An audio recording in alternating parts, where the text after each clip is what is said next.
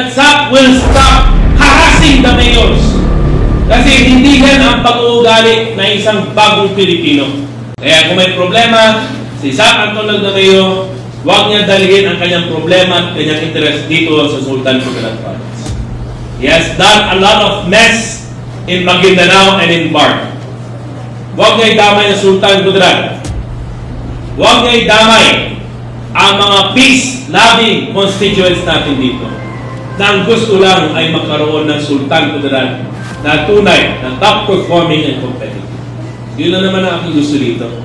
That we showcase genuine and sincere love and services to the Filipino people. Kaya, if I were to give an advice, sana talaga, we are calling for the resignation of SAP Anton Lagdameo. I hope that he stops interfering in elections. Dahil sinabi ng Pangulo, magkakaroon ng honest and credible elections. I hope that SAP will stop harassing the mayors.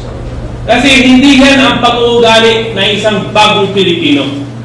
Natatakutakutin mo ang ating mga mayors.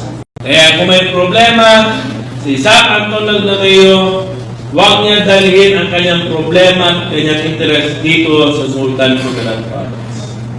He has done a lot of mess in Maguindanao and in Bar. Huwag niya idamay na Sultan Kudarat. Huwag niya idamay ang mga peace-loving constituents natin dito na ang gusto lang ay magkaroon ng Sultan Kudarat na tunay, na top-performing and competitive. Yun na naman ang aking gusto dito. That we showcase genuine and sincere love and services to the Filipino people. Kaya, if I were to give an advice, sana talaga, we are calling for the resignation of SAP Anton Lagdameo.